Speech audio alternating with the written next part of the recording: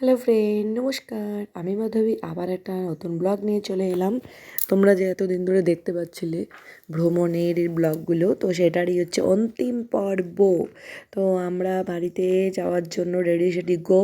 তো আমাদের ট্রেনের টিকিটটা ক্যান্সেল হয়েছে, যেহেতু রিজার্ভেশন ছিল, রিজার্ভেশনটা কনফার্ম হয়নি, তাই আমরা বাসকে চুজ করেছি। তো যাই হোক, লাক্সারি বাস। তো যাই হোক, কপালটা খুব ভালো, এত সুন্দর বাসে তাড়াতাড়ি টিকিট হয়ে গেছে। বাসটা তো তোমরা দেখতেই পেলে, নতুন চালু হয়েছে এই সরকার আসার পর।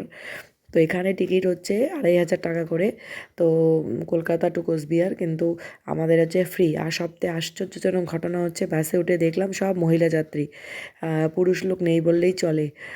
মানে আমরা যখন উঠেছিলাম তখন ছিলই না। তো আমি তো প্রচুর খুশি হয়ে গেলাম, এত সুন্দর একটা বাস আর এত সুন্দর অ্যারেঞ্জমেন্ট, এসি একদম টোটালটা হচ্ছে এসি। শুধুমাত্র একটাই কমতি ছিল, যে বাইরে টয়লেটটা ছিল না।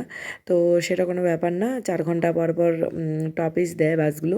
আর সিটগুলো, জলের বোতল দেওয়া ছিল, একটা বিসলেরির বোতল।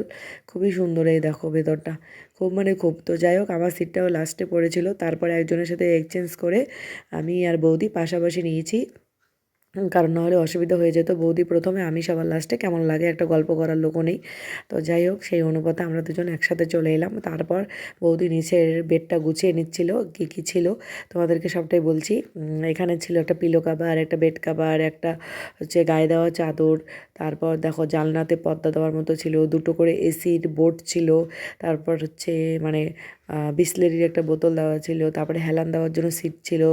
তারপরে হেডফোন একটা ছিল, সামনে দুজনের দুটো টিভি।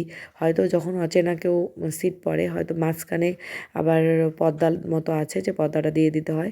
ওই যে, কিন্তু আমরা যেহেতু দুজনে একই, তো পর্দা দেওয়ার কোনো প্রয়োজন নেই। আর হ্যাঁ, বাইরের দিকে পর্দাটা সবসময় সবাই লাগিয়ে রেখেছিল, আমরাও লাগিয়ে রেখেছি, এই দেখো।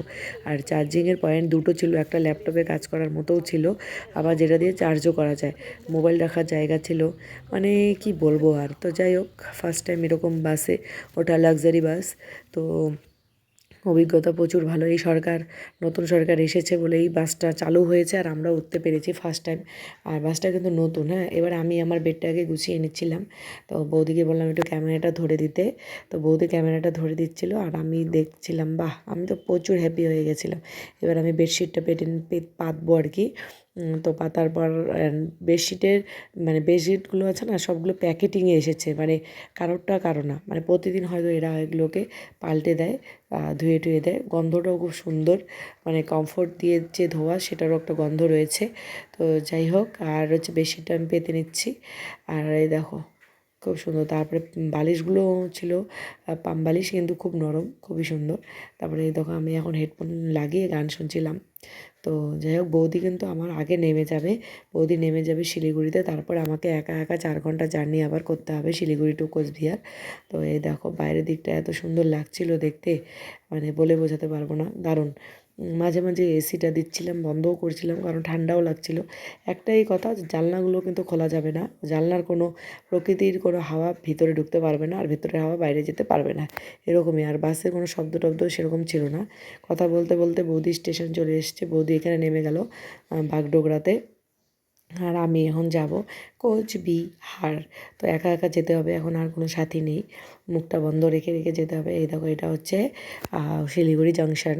এটা পেছন দিকটা গাড়ি তেল ভরে নিল। এই দেখো, প্রচুর এনবিএসটিসি বাসগুলো দাঁড়িয়ে আছে, এটা পেছন দিকটা। তারপর আমি এখন একা একা চলে যাচ্ছি, দেখতে থাকো তোমরা।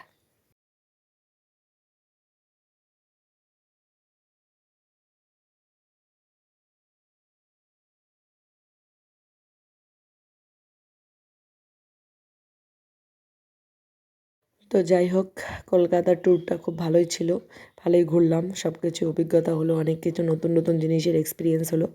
তো কেমন লাগলো আমাদের কলকাতার ট্যুর, অবশ্যই জানাবে কমেন্টে। তো বাসটা তোমরা রেড বাস থেকে বুক করতে পারবে। তো বাসের মানে ফেসিলিটি অত্যন্ত ভালো, এরকম বাসে কলকাতা যাওয়া কোনো ব্যাপারই না। তো যাই হোক, দেখতে দেখতে আমিও প্রায় কোচবিহারের কাছাকাছি চলে এসেছি। তো আমার এখন নামার পালা। সবুজ প্রকৃতিকে দেখতে দেখতে চলে এলাম কোচবিহারে, সেই সুদূর কলকাতা থেকে কোচবিহার। তো যাই হোক, আমারও ভালোই লাগলো। কমেন্টে অবশ্যই জানাবে কেমন লাগলো তোমাদের। বাই বাই, টাটা, দেখাবে নেক্সট ব্লগ।